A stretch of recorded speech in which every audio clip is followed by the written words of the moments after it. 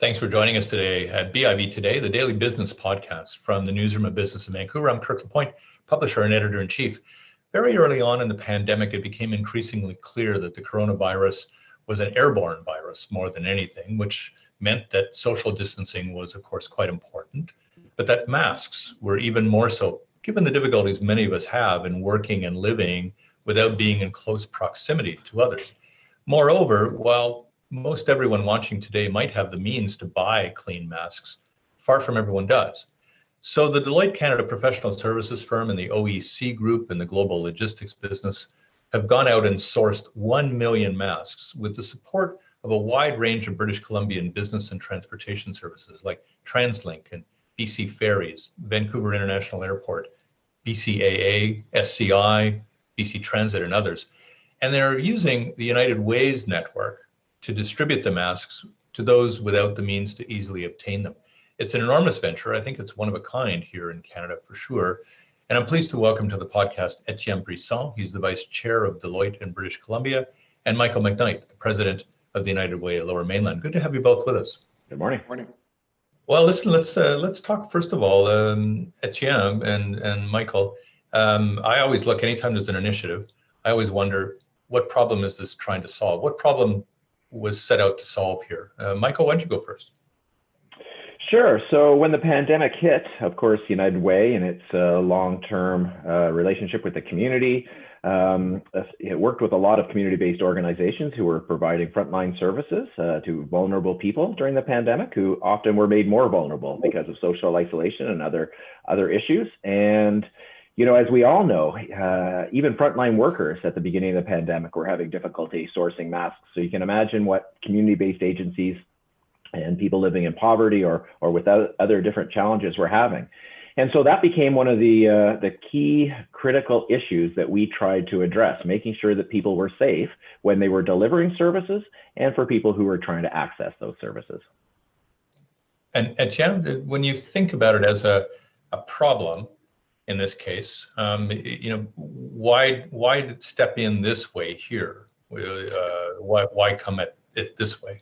For me, it all started when we started doing surveys, and what the surveys about our own workplace was saying is that people were okay to work at home in a big proportion. But as we were thinking about the future, the other question that always interested me is the confidence in public transportation, which was really low.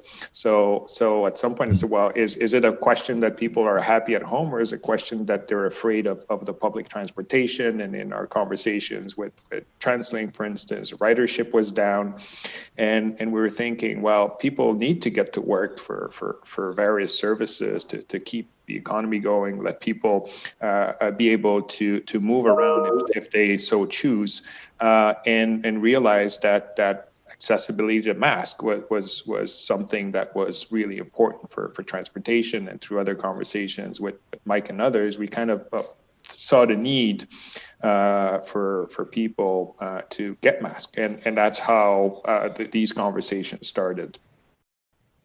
Can I ask you both a bit of a personal question here? I think a lot of us really were going around in the early going without wearing a mask. I mean, obviously there was some public dispute about whether the masks were really going to be all that effective. Can you remember when you started using a mask in the pandemic, and how differently it made you feel in terms of your own safety, Michael? Sure. I think for me, it was relatively early, and it was less so about my fear of the pandemic and probably more so a recognition of my role as a public leader in the well-being of our community. So I kind of felt the need and the responsibility to set an example, both myself and my family, to try to let people know that sometimes it's more important to look after others than it is to look after yourself, and that was part of our responsibility to our community. Yeah, Etienne, do you recall any kind of a shift that happened in your own mind about how you felt differently once you began to don a mask? Yeah, it's mainly going and running errands, right? When various businesses add the options or not, and going in those that required it versus not, and start to say like this is what needs to be done. And I remember where people started thinking, well, should I, or it's my right to put it on or not. But when you think about it, it's not, right? It's not as wearing a helmet going on a bicycle, and you can hurt yourself. By not wearing a mask, you can hurt others, and it's not a personal choice anymore. It's a societal choice. And as Michael said, it's that role modeling that I think we all needed to do at that point. Etienne, I'm going to stay with you on this one, and I want to get Michael's involvement too in it, which is walk me through the process of how this idea not only stepped forward, but how you began to assemble everything here in order to get the pieces in place to be able to undertake something like this. So what were the first, second, third types of things that occurred here? Well, if I can start we started that conversation again, I think early on, mainly with TransLink around transportation and use of that. And we were looking at, originally it was 500,000 masks, and we started to look, okay, there's TransLink, but what about the rest of the transportation? What is needed? What is best for British Columbia, for fairness to those that needed it, but also again to build that confidence and that it was safe to be in public transportation if you wanted to do it, and then trying to assemble a bit of money to pay for the mask, but also this became a big machine, and so the resources that we needed to put all the pieces together to be able to distribute that, like where would these masks land, where would they be warehoused, and how they would get to the various communities. And so that's how we started working with the United Way as a great partner that we always had, and that's how we came about to $1 million at the end. Yeah, Michael, I mean, it sounds like a very natural fit to have the various networks connected in this way. How did it come to you, and how did you then realize that this was something that you could actually not just participate in but help lead? Well, as Etienne said, the partnerships, the organizations that came together in this partnership have worked together in other ways. We've worked with Deloitte both locally and globally for decades. So they're a community-minded organization. The same with TransLink and BCAA. We've worked with them in many ways over the years. During the pandemic, for example, BCAA delivered food to vulnerable citizens and to some of our 152 food hubs that we've been operating since March. So we had that relationship around the delivery of items for us. Deloitte, we've done many kind of projects together. So it was a natural fit. It came together very easily. And at the end of the day, our community is better because of these unique ways that a combination of organizations can undertake in times of need. I'm really proud of what our community and these organizations have been able to do during the pandemic. I want to ask a little bit more about that, because I think that is obviously one of the messages that it's coming through in this process, which is that it appears as if there's a not an ad hoc, but almost an improvisational network that springs up in cases like this. But do you believe that this package of entities, these organizations that are now working together on this, are almost going to be called upon repeatedly as we go forward here at Etienne? And because we're clearly not going to get through this pandemic in the next few months, and we're going to have other pandemics. Is it almost like a semi-permanent body that has to shape up here? I hope so. For me, there's a lot of pride in having participated in that group, not only for the outcome of providing masks to those that need it, but also the way that we came about. Like the title of 1 million masks, collaborating for a safer BC. To me, it's the collaborating work that's really important. And so truly important in times of needs like this. But even if you think beyond the pandemic, from a prosperity of BC perspective, there's a lot more that we can do as a community, as a province, to work together for the prosperity of BC. And in this case, until this is over, yes, I think there's way more opportunities of organizations coming together and working. I think it's inspirational in a sense that we were able to do this together. Michael, United Way has been all about network in its existence. Profound tentacles really into all of our communities in order to effect support and change and all of this. But do you actually see like almost a new form of social infrastructure emerging out of the pandemic with this? Yeah, most certainly. All of the organizations, companies involved are, have a deep background in corporate social responsibility. But I think this is going one step further. I know people in all organizations, they all feel privileged to be able to live here and work here in British Columbia. So it's a commitment that runs deeper than just, a corporate social responsibility plan. It's really about purpose, social purpose, and how we can all collaborate to make us all successful in the work we do, whether it's Deloitte or TransLink or the work of the United Way. It's how we can all work together to make sure that we're all successful in being citizens of British Columbia. Etienne, you've alluded a couple of times to the work that's already been done, that Deloitte has already participated in over the years in terms of its own social responsibility mandate that it believes it has in the community. But are you able to see any differences in all the clients that you have, the network that you have, a kind of a change in the tone that they have and the attitude they have toward their social responsibility through this pandemic, and how it may leave kind of a permanent shift in their operations?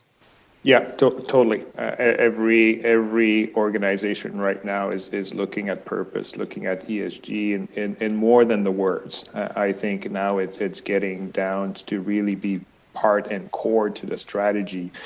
For instance, at Deloitte, we are now building partnerships, and we have one with Michael in the United Way. So that means we are very deliberate of working together to do good. We're having multiple conversations.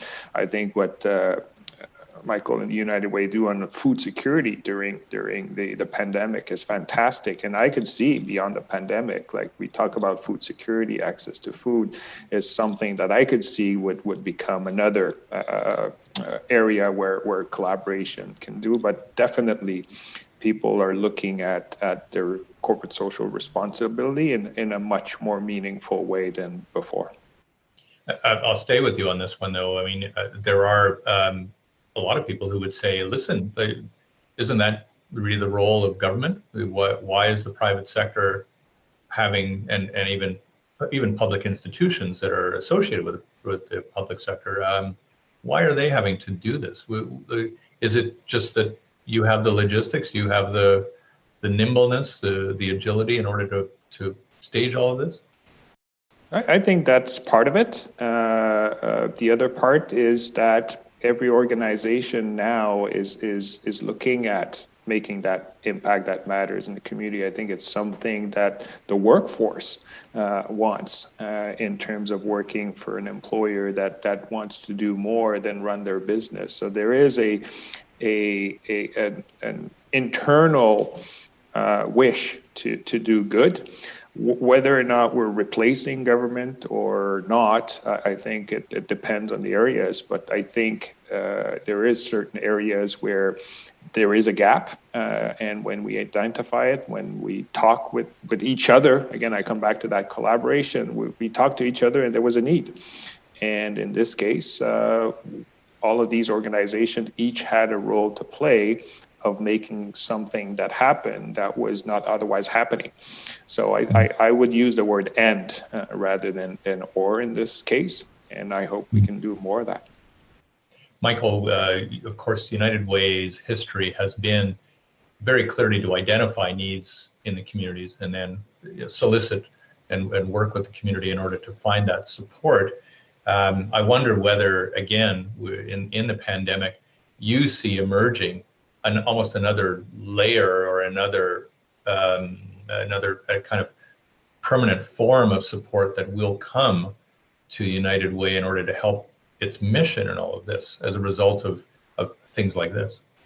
Well, yeah, United Way's mission is a healthy, caring, and inclusive community. And having the private sector contribute to that by being conscious of the role and the impact and the purpose that they have will help reach that vision, absolutely. A number of years ago, United Way started a social purpose institute for companies to help them define what their purpose could be, because there is a growing body of evidence that a company that's has a social purpose can both appeal to bright, talented people and can also appeal to a growing customer base. So the case for increased profit is there.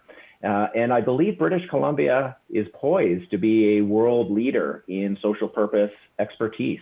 So I would say it didn't start with the pandemic, but it's certainly been accelerated because of the pandemic. So I want to ask you both. I know 1 million sounds like a huge number, but these masks aren't permanent. You're going to need another million anytime soon, Etienne? Well, I'll let Michael answer that question. Well, I guess the answer we all want to hear is I hope not. But I think the real answer is if we do, I'm sure we can pull together the partners who will find ways to support people in need in our communities. Yeah, I would agree with that. Last question is, what was the most difficult part of this?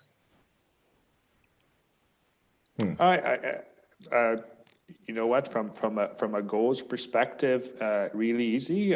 Part is making it happen in the details. It's still a lot of logistics. It's still a lot of coming together and putting all the pieces together, making sure that it was done right. That there was a certain level of organizational and administrative work that needed to be done, but it was done and with the mindset and the outcome in mind, and we got it done. And I would say from the United Way point of view, we would not have been able to do this without Deloitte and the other partners. Because they came to the table, it made it easy for us to take what people need and get it to them at a time when they need it. So it actually became easy because of the strengths of the partners around the table. It wasn't hard at all, but it would have been impossible without them. And for us, like, it's good to have 1 million masks in a warehouse, but who to give them to? Is it the right way to do it? And United Way is a perfect partner to do that. So yeah.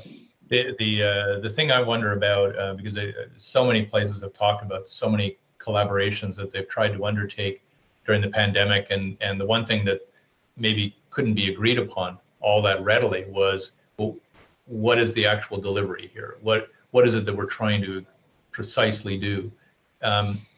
Did the mask idea emerge really swiftly in all of the discussions here and get that consensus, Etienne?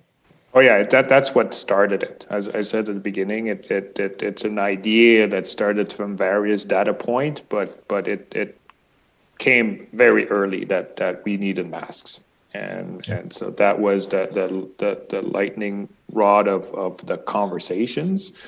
As I said, it started a bit in terms of confidence in transportation, then in terms of equality, fairness for all British Columbian, to get to where we are today. But the masks themselves was always at the core of our conversations. And so the United Way site, uwlm.ca/1 million masks, has all the information on this. The campaign rolls out through March 5th. I want to congratulate both of you, and I want to thank you both for appearing today on the podcast. My pleasure. My pleasure. Thank you. Michael McKnight of United Way and Etienne Bruson of Deloitte. You've been watching BIV Today. I'm Kirk LaPointe, publisher and editor-in-chief.